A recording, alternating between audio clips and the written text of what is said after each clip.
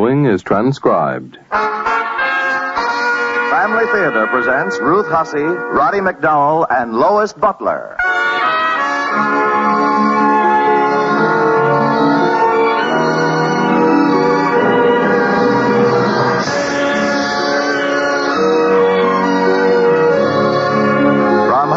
The Mutual Network, in cooperation with Family Theater, brings you a Christmas fantasy set in a framework of Christmas music.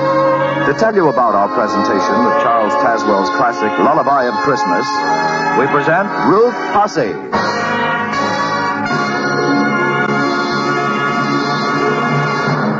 Thank you, Tony Lafrano. You know, one of the wonderful things about Christmas is the pretty web of legend, song, and story that has grown up around it without obscuring for any of us, I hope, the truth of the matter. At another time of year, we might call the joyousness of spirit we experience an excess. But in the expansive mood that Christmas brings to everything, I'd use a more gentle word, a more generous description. Won't you agree that the right word is abundance? I think it's out of this abundance that most Christmas fantasy springs. Out of the fact that the real truth of Christmas is so wonderful, so dramatic, so quickening to the heart and to the imagination. And that leads us to Lullaby of Christmas, which Roddy Mcdowall is going to narrate for us.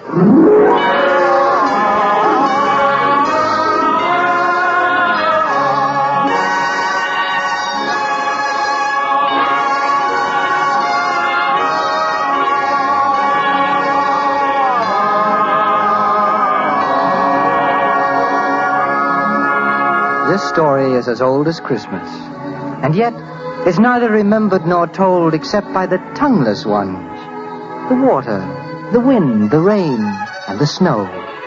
By the grasses, the trees, the rocks, and the earth. They have told the story for almost 2,000 Christmases past, and they'll still be telling it 2,000 times 2,000 Christmases to come.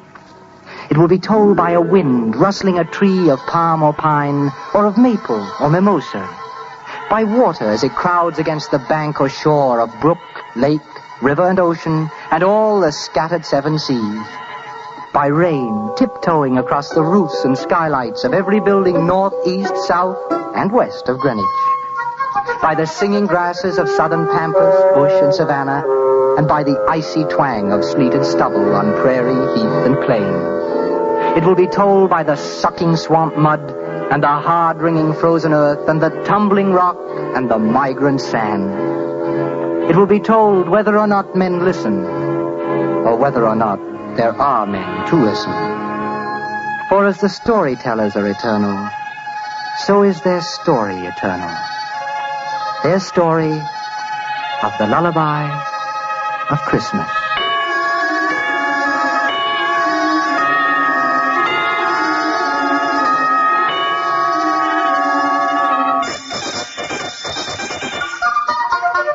Whenever someone looked in his direction and bellowed, "Hey, you!" he came running because he was eager to please.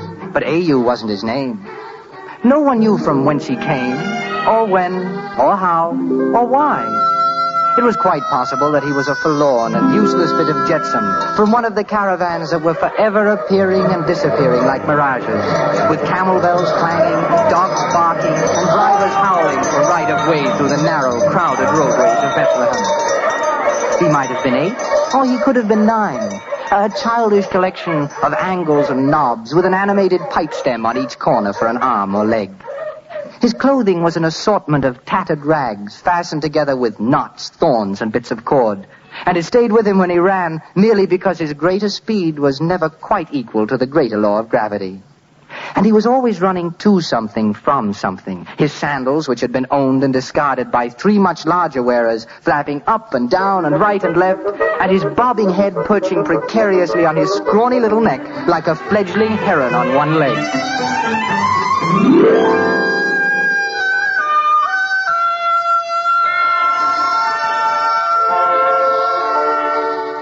And yet, there was something about the boy that made people notice him. There was something appealing in his dark eyes, and something about his cherub's mouth that unlocked the heart. Now and then, someone along the street would stop him and ask his name. But when A.U. tried to answer, from out of his cherub's mouth, instead of words, would come a horrible sound, a scourging, piercing, ear-scraping, howling and shrieking.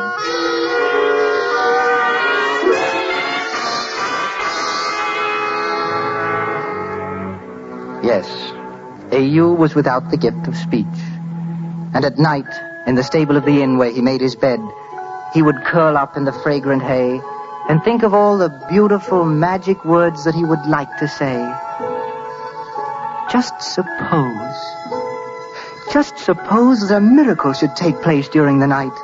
Just suppose that he should wake up tomorrow morning and walk over to that stall and say, "Good morning, Mr. Cow." "Oh, wonderful." And then he'd run outside to the pen and call out, "Hello, Mr. Sheep." "Oh, magnificent morning." He could talk. He could say anything and everything that he wanted to say. And wouldn't the innkeeper's wife be surprised when she handed out the scraps for his breakfast and loudly and clearly he said, "I'm terrible obliged, ma'am. Just terrible obliged." And then, when he was called to do some task or errand, he could tell the innkeeper and his guests that his name wasn't A.U. Why, that wasn't any kind of name at all. It was just an easy and careless way they all had of shouting, "Hey, you!" "Hey, you!" My name isn't A.U. "Hey, don't you hear me? Hey, you!" My name's Ezekiel. But the most stupendous, overwhelming thing of all, he would be able to sing. Yes, sing as no one had ever sung before, with every word and note so clear and sweet and perfect that everyone in Bethlehem would stand rock still to listen. He would be able to sing with the other children when they played their games, and he would be able to sing right along with the foreign music maker, the one with the lyre and the tame bear who walked the roadways and sang for coins. Oh, a Babylon maiden will hasten the hours with kisses of honey and cinnamon flowers. And at night in the inn, when the roaring fire was juggling fat hot sparks in the black cavern chimney, and the innkeeper and his guests were overflowing with wine and song, he'd never need hide himself in the darkest corner in fear that they would make him join in just so that they could laugh at him. No. He'd be able to stand right by the fire and listen, because he'd be able to sing that song much better than anyone in the room. Oh, fill the bowl up to the brim, let memory blend with wine, and drink to glories of the past. And so, each night, before A.U. closed his eyes, he said a prayer for the gift of speech and song, and faithfully promised that if God saw fit to grant these great blessings to a small boy, that he would never use any words that weren't kind and gentle and reverent, and that he would never sing any songs that were not beautiful, joyful, and harmonious. Then he burrowed deep into the hay and fell asleep, warm and content in his belief that on this night God had heard him. In the morning, when the rising sun reached through the doorway and touched his shoulder to wake him up, he would open his eyes, and then he'd open his mouth, and then very loudly and thankfully he'd say, "Oh, thank you, God. Thank you very much."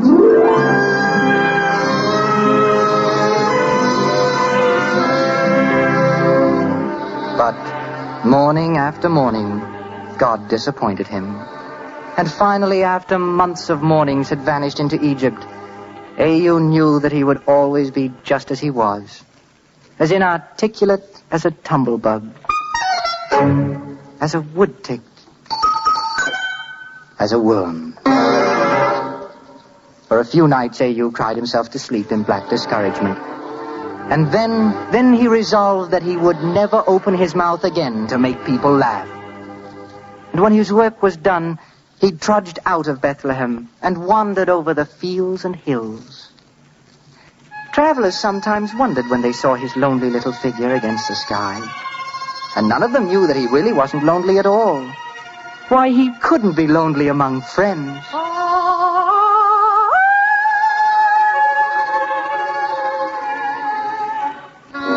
For he discovered that a brook running over its pebbles and stones could chatter and prattle and sing to him.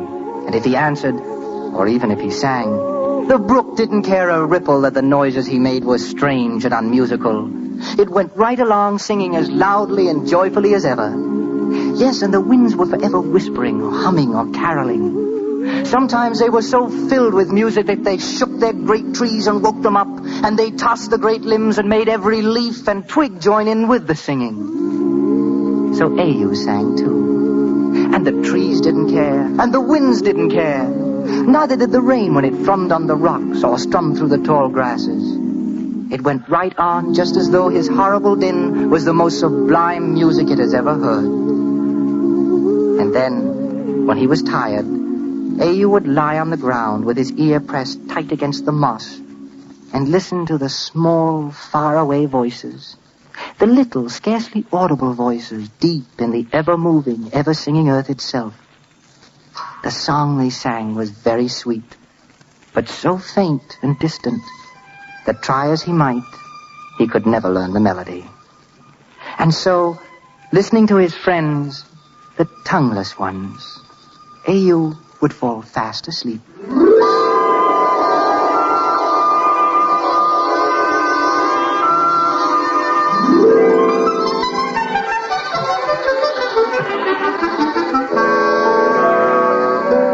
And in the days that followed, he was a little scarecrow stuffed with happiness, a standing on tiptoe happiness that was more prolific than a cottontail rabbit, an invincible, conquering happiness that could summon up more legions than the Roman emperor. It was so far above the miracle he had asked for in his prayers that Au took a long time every night to thank God for his generosity. He thanked him so meticulously and particularly and abundantly that his small fingers developed a cramp, and on each round, knobby knee was a round, knobby callus.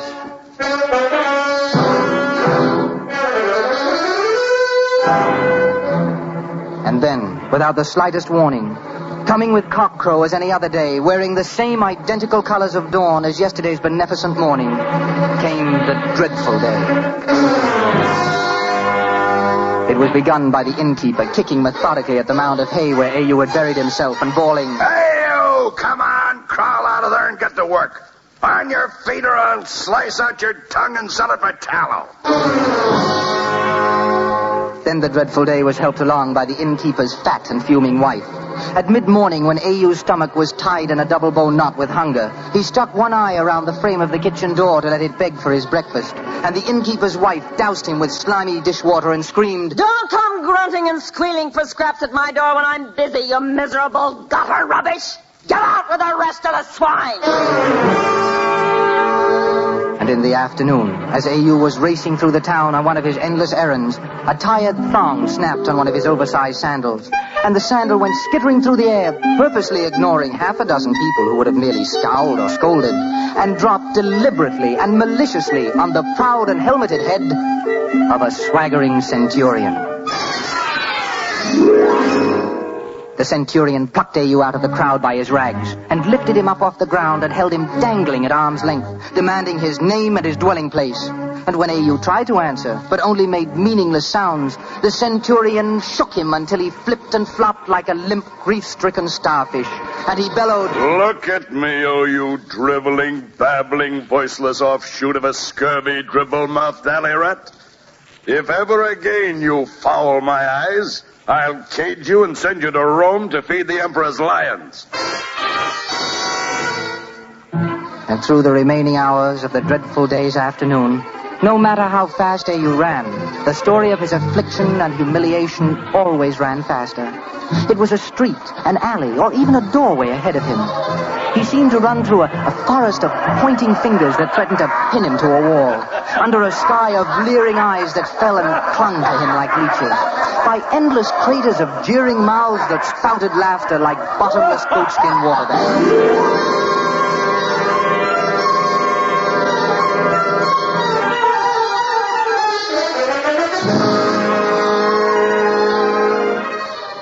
And that night, as each hour slowly yielded to an older one, and the dreadful day neared its end, Au was kept late at his tasks in the inn.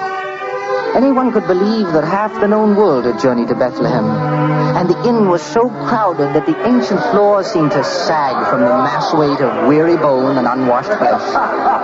Au longed to bury his shame and tears in the nestling warmth of the stable hay. But his tired, trembling legs carried him about with staggering armloads of steaming bowls and slopping mugs. Feet tripped him up, hands slapped his ears to ringing, and his knees jolted his aching ribs. The one who discovered and recognized A.U. was a huge mountain of a man whose eyes rolled like quicksilver in their beds of jellied fat. One hairy paw crushed a crumb of stew from his beard, while the other fastened on A.U.'s hair and lifted him, his legs still running desperately in the air, to the tabletop. Then, in a voice that would have silenced Balaam's donkey, he brayed to the listening ears, "Harkye, my friends! Behold this miserable insect that I've captured for your examination and amusement. But you must not laugh, my friends. You must gather close with ears agape, because this struggling thing has a wondrous golden voice never equaled on land or sea or up in heaven. Oh, yes, I swear it is true. A centurion made it chirp today, and its music was so sweet it broke my heart and made the angels weep in ecstasy. Tell me, would you like to hear it sing? Come, my little gutter lark, let melody spout forth. Do you not hear me? Will you sing, or shall I slit your tongue like a crow's so you can speak like a human, eh? Sing, I tell you! Sing, sing!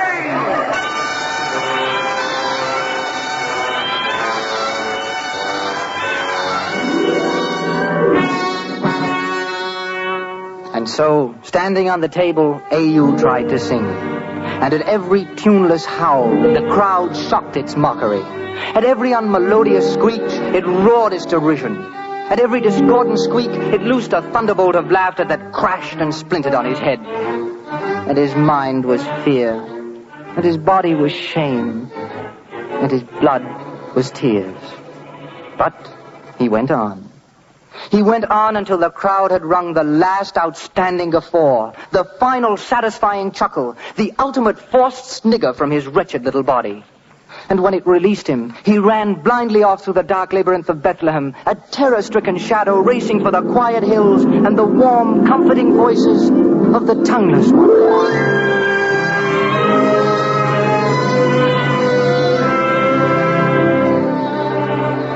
But tonight there were no voices. Even though A.U. held his breath, even though he strained his ears, he could hear no sound from the tongueless ones. Even when he threw himself down and laid his ear to the ground, there was no small sound to hear. Even the little voices deep in the earth had stopped their whispering and were quiet. Then A.U. howled and babbled and tried to make the tongueless ones answer him. But they only waited and listened. And he croaked and screamed at them. But still they waited and listened. And he wept and shrieked to them. But they kept silent while they waited and listened. Just listened and waited. Then A.U. rolled over on his back to listen too. And he saw that a great white star had risen and was shining over Bethlehem. A star so bright it blinded him. And so he closed his eyes. And exhausted by the dreadful day, he went to sleep.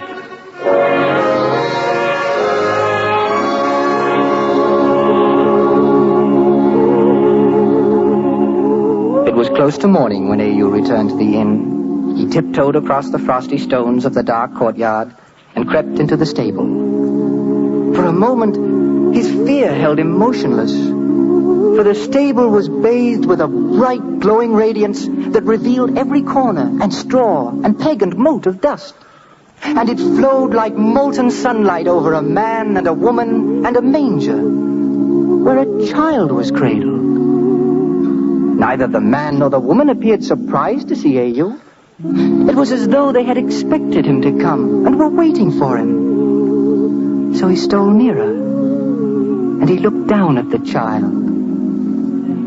And the child lifted small hands and smiled at him. Then A.U. felt that he must speak to this child, so he whispered, Hello there.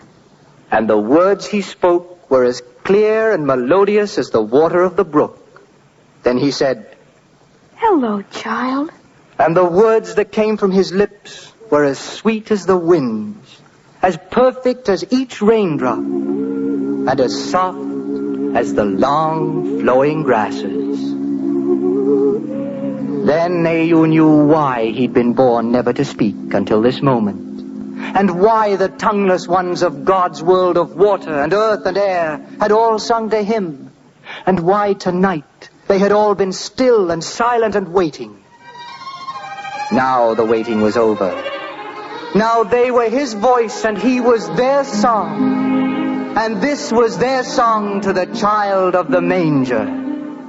Close your eyes, precious one, for the world is your cradle. Close your eyes, blessed babe, while we sing you to sleep.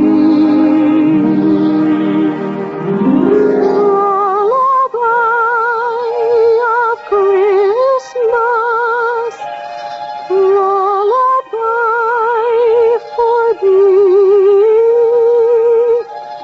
precious eyes, sleepy eyes, close your eyes and sleep.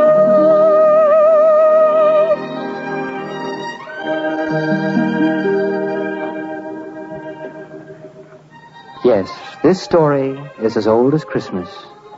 And yet, it's neither remembered nor told except by the tongueless ones. The water, the wind, the rain, and the snow. The grasses, the trees, the rocks, and the earth. It will be told this Christmas by a wind rustling a tree of palm or pine, or maple or mimosa. By water as it crowds against the bank or shore of brook, lake, river and ocean, and all the scattered seven seas. By rain as it patters across the roofs and skylights.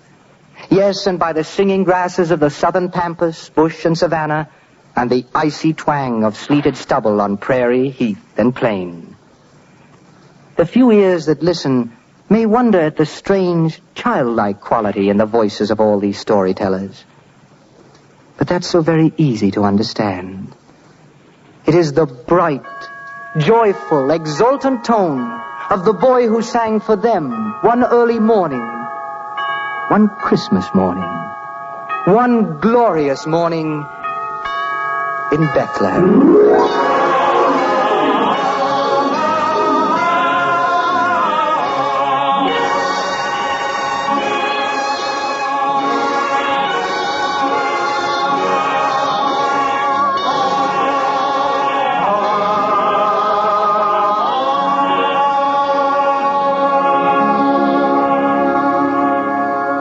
Thank you, Roddy, for steering us so imaginatively. Christmas time is associated by all of us with first beginnings and with the home.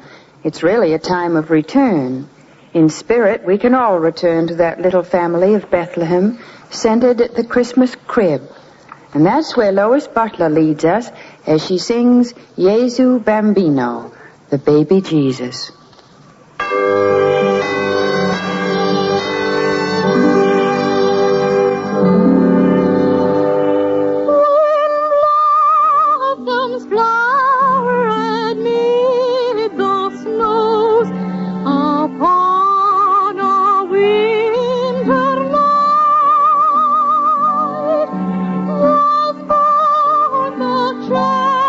The Christmas rose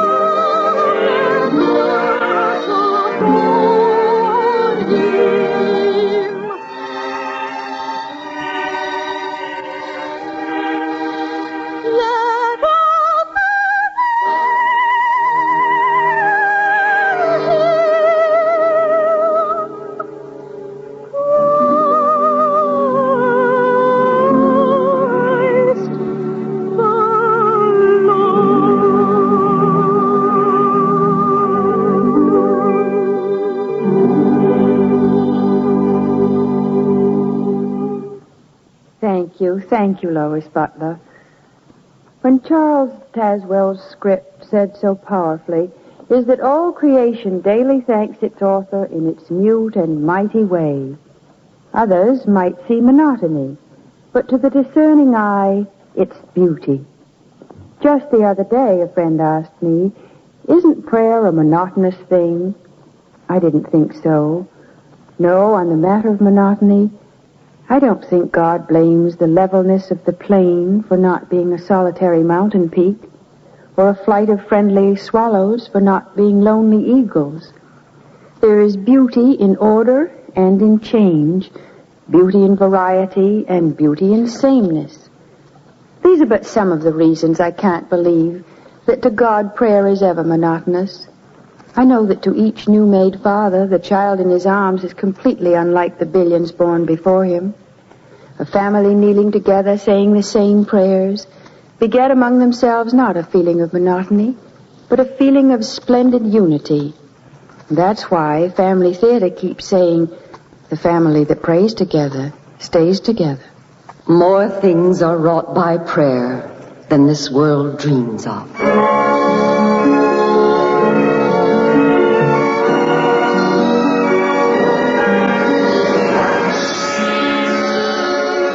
From Hollywood, Family Theater has brought you transcribed Charles Tazwell's Lullaby of Christmas, narrated by Roddy Mcdowall, with Ruth Hussey as hostess. Our soloist was Lois Butler. Others in our cast were Michael Edwards, Ted DeCorsia, Irene Tedrow, and Bill Johnstone. Music was composed and conducted by Harry Zimmerman. Family Theater's director was Joseph F. Mansfield.